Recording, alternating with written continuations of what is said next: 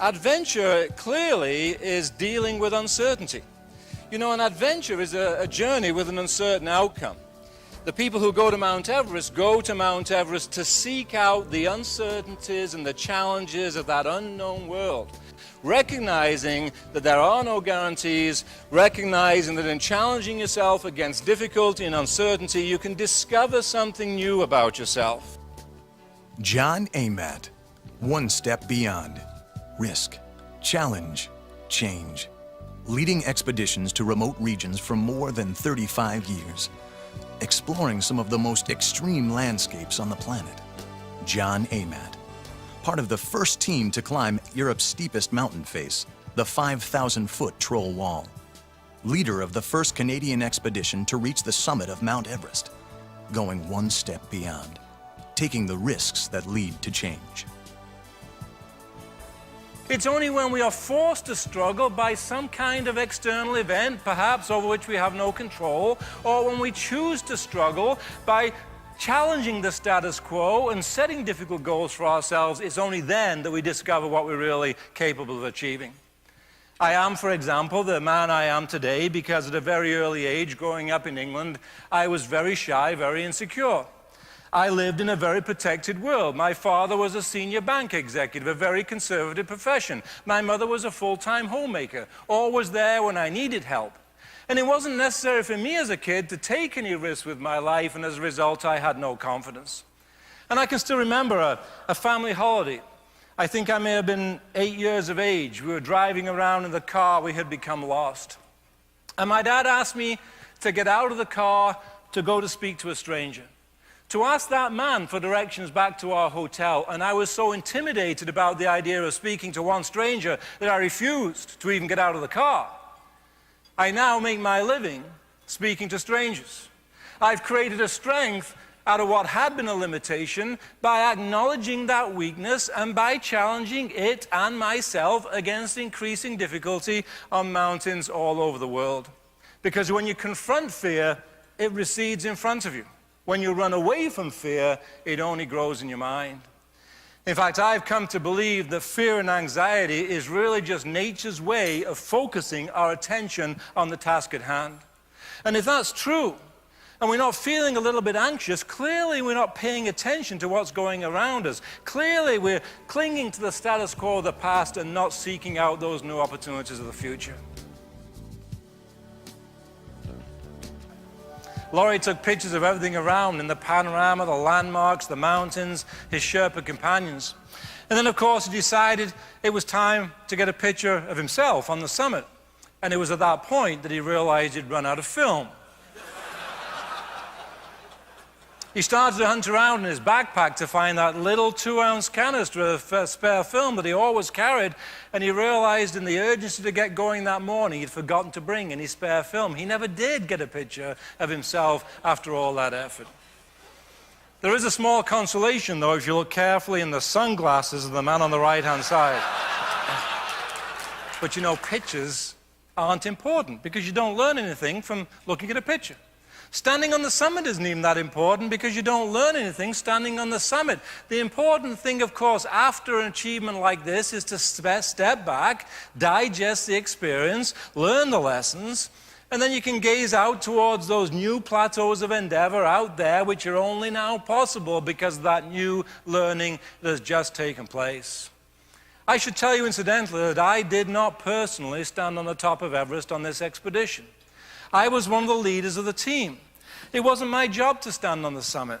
My job was to make sure somebody did. Because in our definition of team success, when one person climbed that mountain, the entire team had achieved the goal. And it didn't matter who it was as long as one member of our team reached the top of this mountain. John Amatt, one step beyond. His formidable Everest expedition was televised live throughout Canada and on ABC's Nightline. John Amatt, founder of One Step Beyond Worldwide, an innovative education and motivation company. Author of Straight to the Top and Beyond, in which he uses the metaphor of his own adventures to develop an approach for scaling the heights of today's unpredictable global environment. When you set a goal for yourself, such as this Mount Everest or any other Everest goal in life. It's vital that we bring to that task a clear understanding of our strengths as individuals and teams, but equally essential that we acknowledge our limitations. Everybody in this room is different to some degree because we have different strengths, different limitations. We choose our goals accordingly. We build on the strengths, we improve upon the limitations. We knew that we had the climbing ability to climb to the top of the world. We'd climbed Mount McKinley in Alaska, the highest mountain in North America, but that's only 20,000 feet high. Mount Everest is 2 miles higher than that. So while we recognize this strength, we also acknowledged a very significant limitation, and that was our inability to perform effectively in the rarefied airs of the mountain, as effectively, that is, as the native Sherpa people do who live around the base of Everest at elevations of up to 15,000 feet above the sea. We knew that we would have to integrate the Sherpas of Nepal into our team so that their strengths would offset our limitations, so that our strengths coupled with their strengths together would make it possible for us as a team to go all the way to the summit.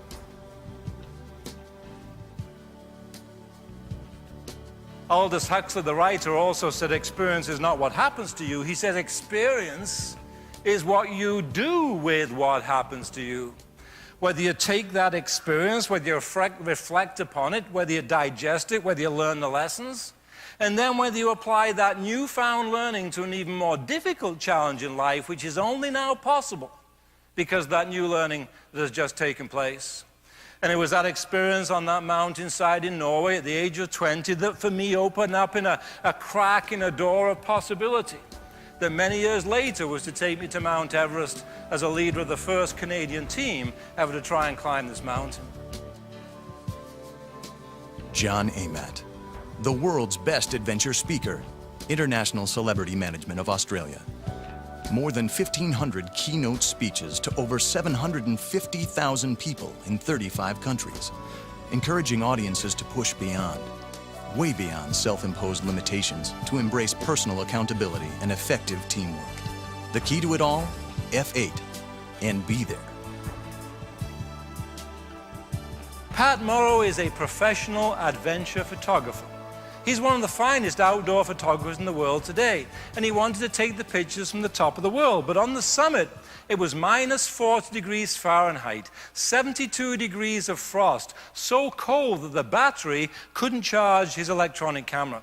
He couldn't get an accurate reading of the light to expose the film correctly. So what he had to do was manually operate the camera, to take off his mitts and manually operate that camera. Now, as many of you will know, on a professional single-lens reflex camera, there's a ring of settings called f-stops, aperture settings as they're known. They go all the way from f1.4 all the way around to about f32. In any one situation, only one of those settings can be absolutely correct to expose the film correctly to the light in that situation. So what Pat Morrow had to do was to take multiple pictures of the same view, each one with a slightly different setting of that exposure meter, by bracketing all the exposures, knowing he'd get one and only one perfect picture.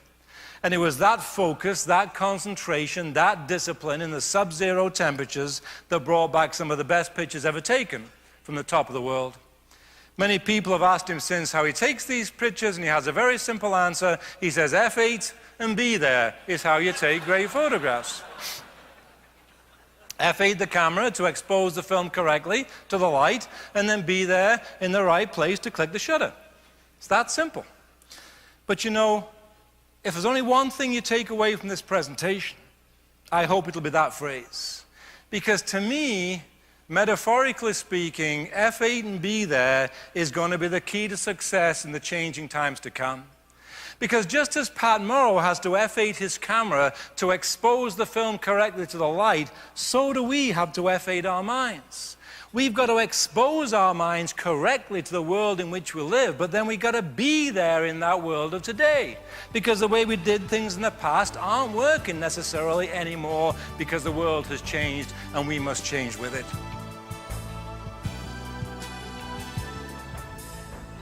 It's the spirit of adventure that drives progress.